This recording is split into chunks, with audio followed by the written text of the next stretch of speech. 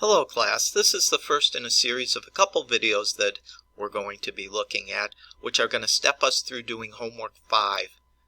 You have a handout for homework 5 which describes what you need to do, but we're going to kind of work through it together here. There's two things that we're going to be doing for this homework 5. It's an HTML web page which we're going to add some information to, and the two things that we're going to do is we're going to do some internal CSS. So you should be looking at descriptions about how to do that in the PowerPoint, and also we're going to be adding some multimedia items to it. So we're going to start out now by just getting the documents we need to be able to do this.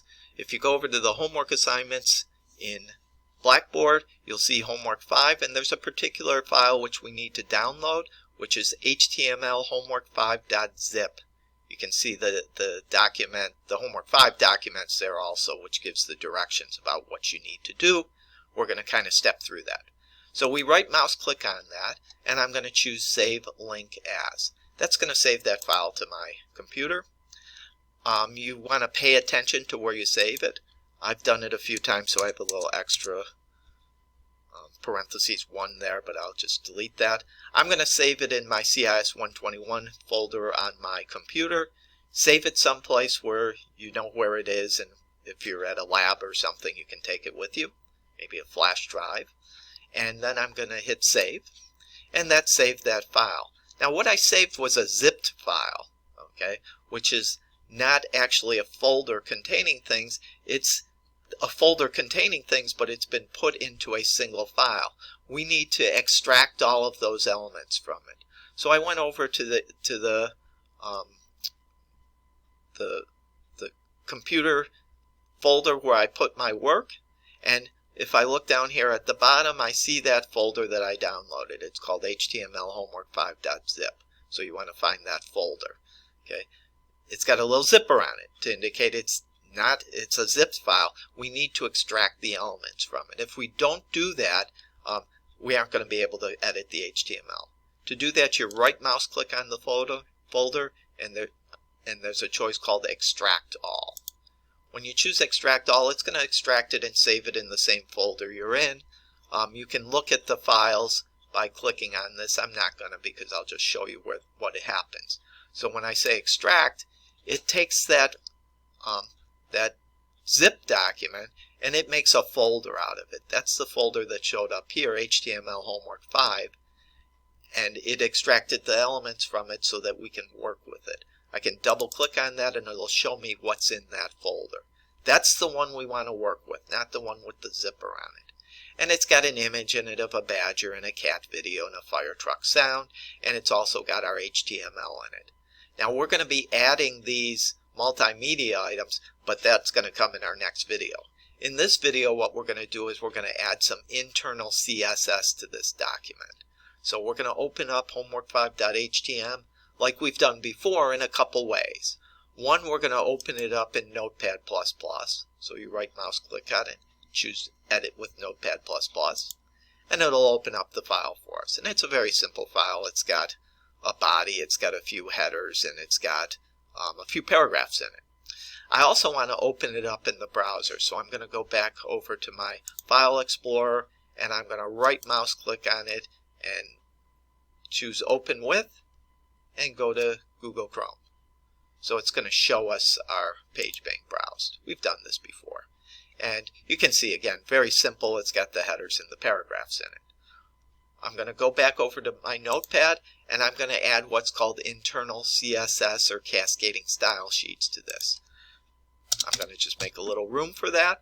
And what that's going to do for us is, instead of going to each paragraph here and putting formatting information in the p tags, I'm going to indicate in my internal CSS that every paragraph should have the same formatting, so I don't have to repeat that process. Okay. The tag for that is style, and then we add type equals, and now we're going to say what this type is of the information we're going to give, and it's CSS, and we put this in quotes, And so we say type equals, quote it, text/CSS, quote, and then we close the tag. That's saying I'm starting to open up some CSS. Now I'm actually going to add the formatting.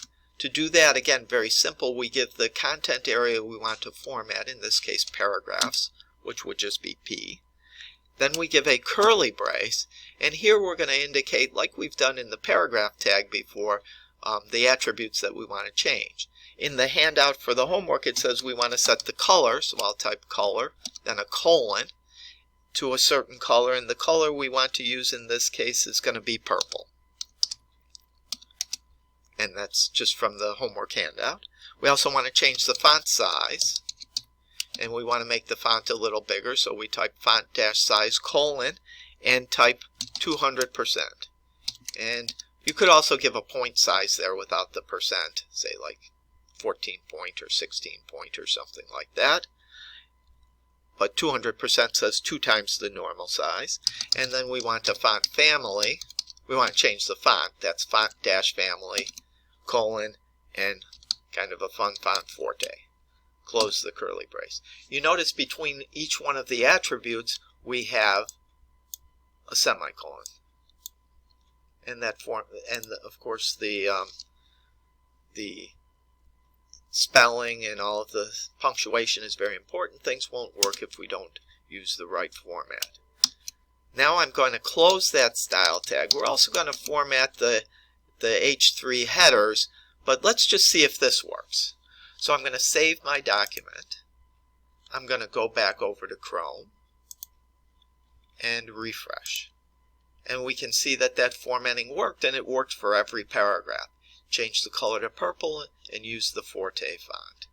Now I'm going to go back over to my Notepad++, and I'm also going to add some CSS formatting for the H3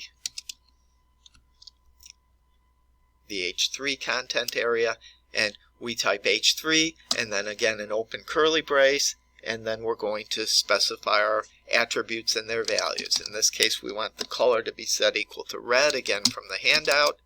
We want the font size to be even larger, so we type a semicolon after color red, font size colon, and in this case 300%, and then the font family.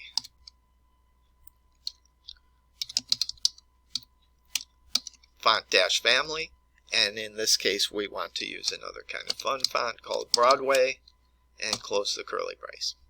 And at that point we're done with the CSS formatting.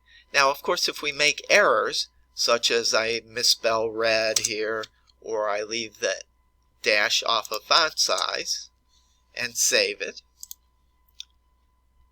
go back over to our browsed document and refresh, we see that the font changed to Broadway for the H3 elements, but it didn't do the color or it didn't do the change in size because of those errors which I had introduced. So I'll go back and fix those, put the dash in between font and size, change the color to red, and once again save the document and refresh. And we see that that formatting has now been applied and everything looks good. So I'm going to go back over to my notepad and save this. Well, it's already saved. So that's the idea behind doing internal CSS. We can specify formatting, and that formatting will be applied to every element of that type, be it a paragraph, a header, or whatever else we might be formatting, and we don't need to repeat it for each one. On our next video, we'll talk about how to finish this homework by adding the multimedia elements. Thank you, and have a look at the next one.